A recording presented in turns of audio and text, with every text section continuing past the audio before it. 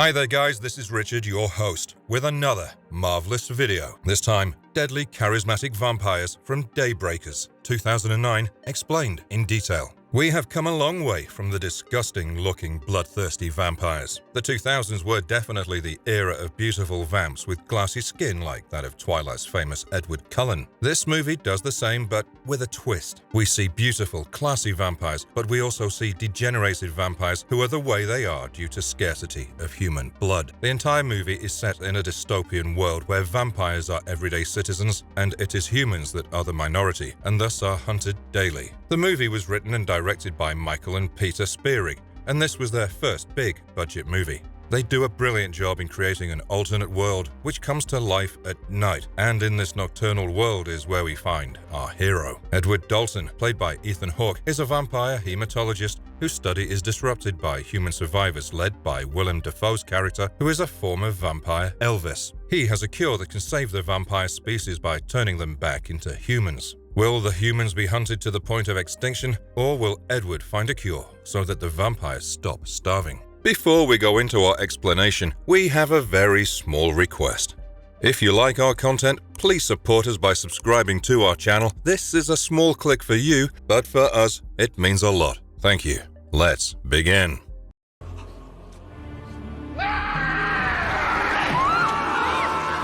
The battle between immortality and humanity is on. Daybreakers, 2009. The Spierig brothers set the movie in a world where all humans were turned into vampires to be safe from a deadly plague that was ravaging the land. The world became nocturnal as cities became majorly inhabited by vampires. The film is also set in 2019, and that seems funny because a pandemic did hit the entire world and we did become confined to the four walls of our homes. Clearly, things could have been worse and we could have turned into vampires. Add to that how in the real world the pandemic started with someone eating a bat, and we have an eerie coincidence on our hands. However, the humans still survived and roamed about in open areas during the daytime because vampires could not step out in the sun at the risk of being burnt alive. In fact, the film's creators held a competition on worth1000.com to imagine how the world would appear if practically everyone was a vampire. A lot of the designs probably played a part in inspiring the tonal, cold design that the movie ended up having, which definitely works in showcasing a nocturnal world where humans live on the run and the sun is not desired. Keeping this in mind, the backstory gets grittier.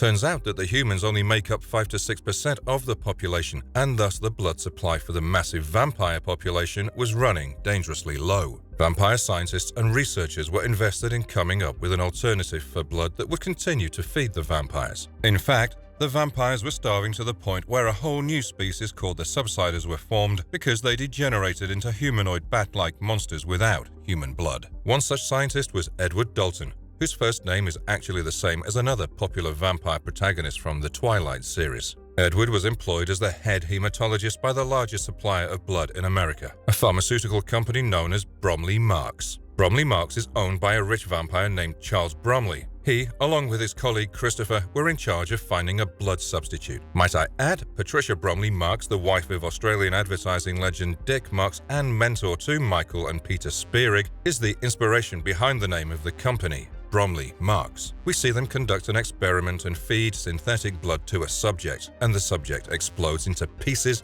which shows that they are far from a suitable substitute. As Edward drives home, he crashes into a car which contained humans. It turns out that he is a human sympathizer and thus protects them from the police car that pulls up to check the accident site. The leader of the group, a woman called Audrey, reads Edward's company name tag, and this will be important later on. Ed drives home only to be surprised by his vampire army enlisting brother Frankie, who brings with himself a bottle full of pure human blood, and this is when we realize that Edward also doesn't drink human blood and has survived on animal blood all these years. However, before the brothers can properly talk it out, the smell of pure blood attracts a subsider who attacks them. Frankie manages to kill the subsider, saving the two of them.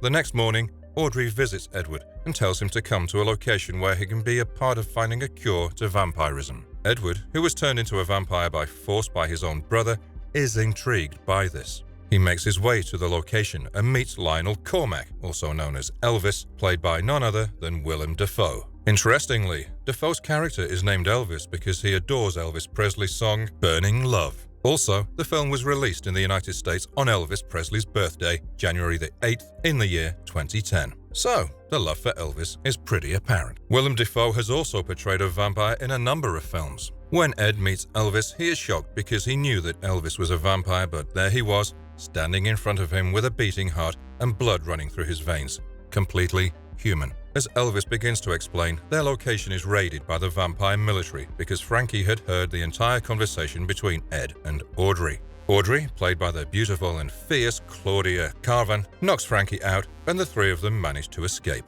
This is when Elvis reveals how he was turned back into a human. He says that while driving during the daytime in an accident, he had flown out of the windshield. Subsequently, he was burnt by the sun and had fallen into a river which had saved him from dying, and it kick-started his heart. This was what Ed had to replicate to turn vampires back into humans. In the meanwhile, the government put in more resources to capture the humans on the run, and one of the humans captured turned out to be Charles Bromley's daughter. He had her turned by Frankie forcefully, but after she refused to drink human blood, she also turned into a subsider. The subsider population was growing larger and larger, and the government decided to simply kill them by capturing them and dragging them into the sun. It is after watching one such incident that Frankie decided to return to his brother. Ed, on the other hand, met with a vampire senator who was supporting the humans in a safe house and decided to set up his experiment for the cure there.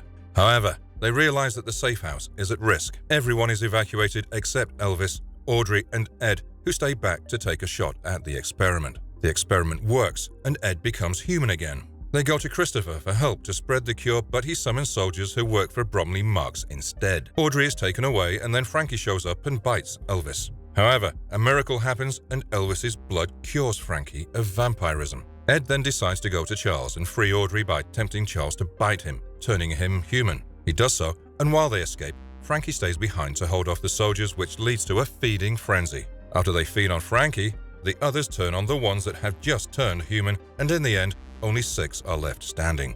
Christopher shows up and kills them, but he is killed by Elvis, and the 3 protagonists ride off into the sunset to spread the cure and save the world.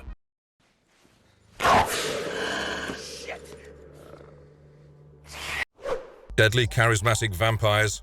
Before we move into a detailed explanation of what the vampires in this movie are like, we must understand how almost the entire human species was turned into vampires in the first place. The infectious bite of a type of bat wreaked havoc on Earth, causing an epidemic to spread among humans. Those who were infected became vampires, and those who passed the infection to others became vampires as well. Despite all scientific efforts, all attempts to find a cure had failed, and almost all of the planet's inhabitants had been changed into vampires. Vampires of this movie follow all the regular rules. They are characteristically pale, they don't have a beating heart, and are considered clinically dead. They have really long fangs with which they drink blood, and those are visible even when they talk, along with pale yellow eyes which glow in the dark, since they are, after all, beings of darkness. They are also affected by the same things that pop culture has practically drilled into our brains by now, which means that sunlight is their kryptonite. As one expects, they can be killed by wooden stakes, as we see Audrey use a crossbow which releases wooden stakes instead of arrows, making the vampires go up in flames. While the world turned and the planet became nocturnal, problems were not eradicated. Blood became a commodity, and the human population dwindled down to 5 to 6% of the entire population. This means there was a scarcity of blood. Many vampires starved during this time, but unlike humans, vampires are dead so they cannot die by starvation. Instead, vampires who could not drink human blood degenerated into ghastly bat-like beings called the subsiders. If vampires don't obtain enough human blood, they mutate into these terrible, savage, bat-like animals, and no amount of human blood will reverse the process. These creatures dwell in the sewers, coming out to find blood whenever they can, and the majority of them are so hungry that they will enter people's homes in search of sustenance. They are horrifying to look at, with grey skin, fingers which have turned into talons, and razor-sharp teeth protruding from their faces. They are also immensely strong and can throw a full-grown vampire across a room with terrifying ease. One entered Edward Dalton's flat, but he and his brother were able to kill it by swiping its head off with a knife while it hung upside down from the ceiling. Furthermore, it is unknown if fully grown subsiders can fly, but if they do, this could explain how the subsider got inside Edward's apartment in the first place.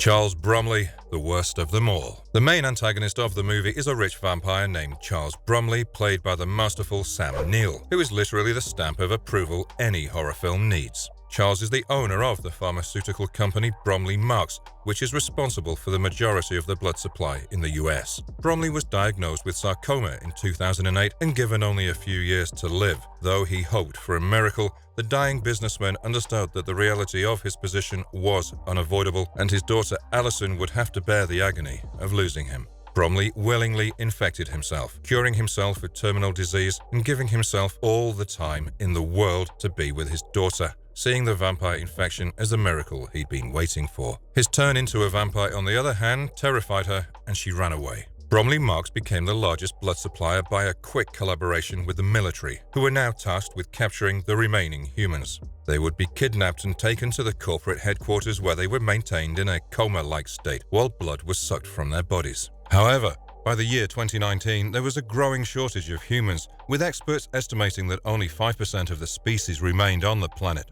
This reduction in resources resulted in blood rationing, as well as research and development efforts aimed at developing substitute blood. Most of these research efforts were being carried out by this company itself, and Edward was in charge of it. Charles and his company were thus extremely powerful and used all means necessary to hunt down humans, extract blood, and produce a substitute that would be profitable for them. We see how the evil corporation performed experiments on other vampires and captured humans to use their blood. The corporation also wields the power of the military to fulfill their goals. Charles Bromley is an equally evil person who forcibly transforms his own daughter and then gives her up to be burned once she becomes a subsider. He focuses on how a blood substitute would bring him immense profits and thus doesn't care for a cure to vampirism. However, he suffers a terrible fate because he tries to bite and turn Ed back into a vampire, but Ed's blood turns him human instead. He is eaten alive by the vampire military personnel when they find him human. Post his death and the death of his fellow researcher Christopher, it is unclear where the fate of Bromley Marks stands at the end of the movie. It is likely that in a new world where Ed, Elvis, and Audrey manage to turn vampires back into humans, this evil corporation becomes dysfunctional.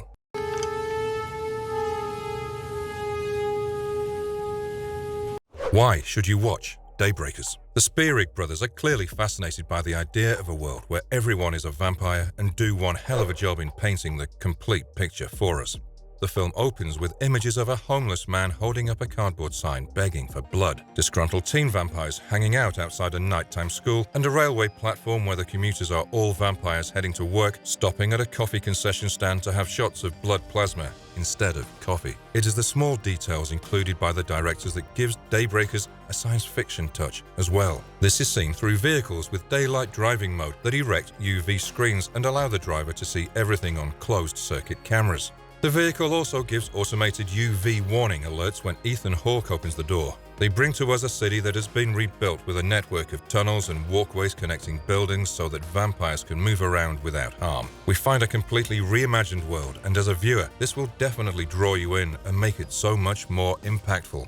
The Spierig brothers return to the basics and give us fiercely predatory and wild vampires, moving away from the teenage love triangle of Twilight 2008 and its sequels. They allow the screen to positively wade in gore at times, rather than weepy masculine sensitivity, and let vampires be vampires, feral, wild, and thirsty for blood. Daybreakers is a masterful balancing act of genre components. It balances both action and horror to create such a movie where neither outdo the other and is a thoroughly enjoyable watch. It works well because the Spierig brothers keep the film bouncing back and forth between action, splatter, and a pleasing conceptual balance of ideas. The Spierig brothers thus deliver a satisfyingly unique and original vampire film. If you're a fan of vampires, then this movie should definitely be on your must-watch list. The film asks the biggest question that any vampire fan could ever have. What happens when vampires run out of humans to feed on? This question is the one that this movie tries to answer, and you will just have to watch it for yourself to know. And if you liked our content,